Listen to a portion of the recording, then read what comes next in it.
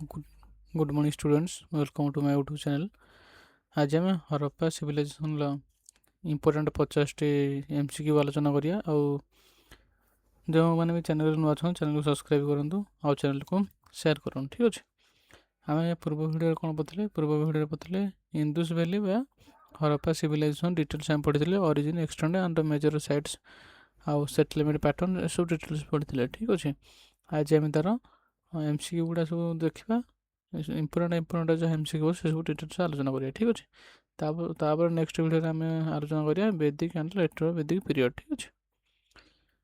आज देखिए देख कौन देखिए इंपोर्टेंट जहाँ रही फास्ट देखिए the Indus valley civilization belong to answer कौन हम तार आंसर हम ऑप्शन डी ब्रोंज एज बोली कहवा है ब्रोंज एज बोली कहीपर क्या इंदुस वैली सिविलाइजेशन को देख Harappan civilisation was a bronze age civilisation बोली कहीपर केवेठू 2600 ରୁ 1900 BC पर्यंत। ठीक अच्छे। ताको आम कौन कहीपर ब्रोंज एज बोली कहीपर है। सेकेंड कौन देखिए the earliest Harappan sites discover was केबे होता है अर्लीस्ट हरप्पन साइट डिस्कवर सेटा होची आमर ऑप्शन भी हो कौन हरप्पा है। Harappa was discovered in 1921 by Dayaram Sahni द्वारा कौन होता डिस्कवर्ड होता है। तीन नंबर कौन देखिए the Indus valley civilization flourished around जो देखा तार हूँ ठीक उत्तर हम ऑप्शन बीटा जोटा हूँ 2600 ରୁ 1900 पर्यंत है। तार कौन देखिए 4 नंबरटा which river was associate with Harappa को रिवर सेटा हूँ रवि है मन रख रवि। देखटा दीजिए Harappa is situated on the bank of river Ravi. ठीक अच्छे। पंजाबटा पाकिस्तान सेटा डिवाइड करुचे। ठीक अच्छे। 5 नंबर कौन the great bath was found at कौटी सेटा हम जानते मोहनजोदारो है तार ऑप्शन सीटा ठीक answer Mohenjodaro. The great bath indicated ritual bathing practices. 6 number कौन dockyard of Harappan civilisation was found at कौटी सेटा हम जानते डकयार्ड हूँ लोथाल है ऑप्शन बीटा ठीक उत्तर हूँ लोथाल। कौन देखिए लोथाल गुजरात हार्ड ए डकयार्ड शोइंग मैरीटाइम ट्रेड बोली है आम पूर्व पढ़ी है। 7 नंबर कौन देखिए the script of Harappan civilisation was सेटा हूँ अनडेसिफाइड। ठीक अच्छे। ता स्क्रिप्ट को कौ मैंने पढ़ी पार ना आज पर्यटन। ठीक है। अनडेसिफाइड अच्छे है। या कौन दि main crop of Harappan was तार मेन क्रॉप कौन था माने मेन चाषटा सेटा हूँ व्हीट एंड बार्ली। ठीक अच्छे। व्हीट एंड बार्ली तार मेन चाषटा देख व्हीट एंड बार्ली है। Agriculture was well development wheat and barley were major crops है। हाँ कौन था 9 नंबर देखिए evidence of fire altar was found कौटा आम देखते पाए सेटा हूँ कालीबंगान देखते पाई है ऑप्शन बी ठीक है जोटा हूँ कालीबंगान। देख fire altar indicated ritual practices कौट होता है हूँ कालीबंगान। 10 नंबर कौन देखिए the largest Harappan sites in India is सेटा हूँ आमर कौटा हूँ धोलबीरा है ऑप्शन एटा ठीक हम धोलबीरा दि लार्जेस्ट हरप्पन साइट्स। आ कौन देख दि सिविलाइजेशन एक्सटेंड फ्रॉम सेटा हूँ देख अफगान टू गुजरात है अफगान टू गुजरात एक्सटेंड होता है। 12 नंबर कौन देखिए दि स्टैंडर्डाइजेशन ऑफ वेट शो रोज ऑप्शन सीटा ठीक है ट्रेड रेगुलेशन है। 13 नंबर कौन देखिए which metal was unknown to Harappan सेटा हूँ आयरन। आयरन को से जानते है तार भी यूज करते से कपर यूज करते ब्रोंज यूज करते एंड गोल्ड यूज करते बट आयरन को से यूज करते बुझे।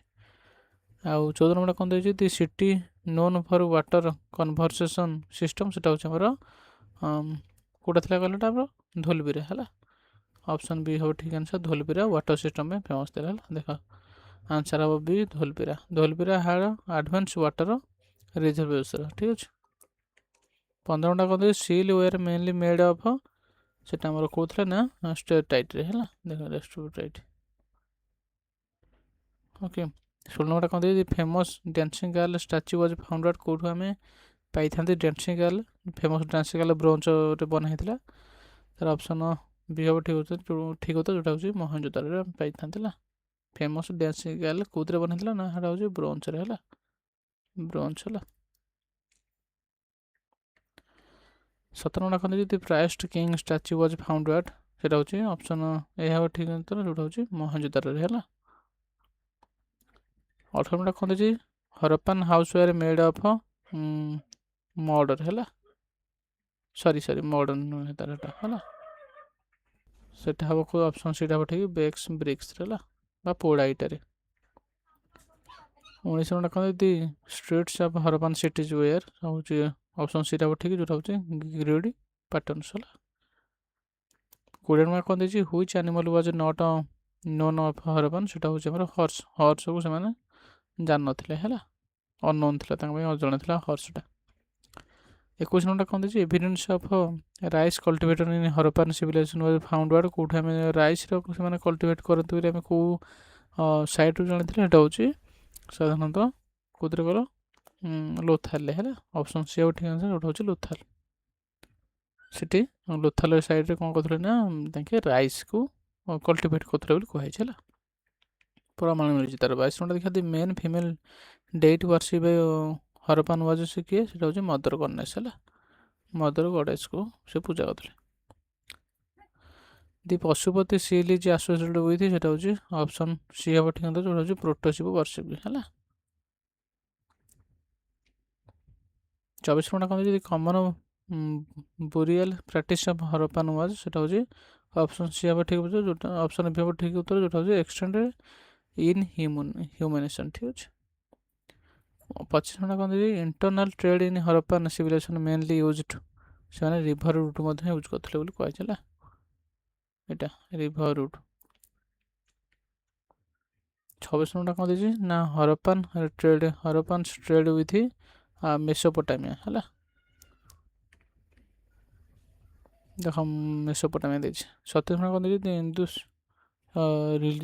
Reasons was called the Mesopotamia texts, ମାନେ ମେସୋପୋଟାମିଆର ଲୋକମାନେ ତାକୁ କ'ଣ କହୁଥିଲେ, ଆମର ଯେଉଁ ଇନ୍ଦୁସ୍ ମାନଙ୍କୁ ସେ କହୁଥିଲେ ମେଲୁହା, ଠିକ୍ ଅଛି। ଅପସନ୍ ସି ହେବ ଠିକ୍ ଉତ୍ତର, ଯେଉଁଟା ହେଉଛି ମେଲୁହା, ମନେ ରଖିବ।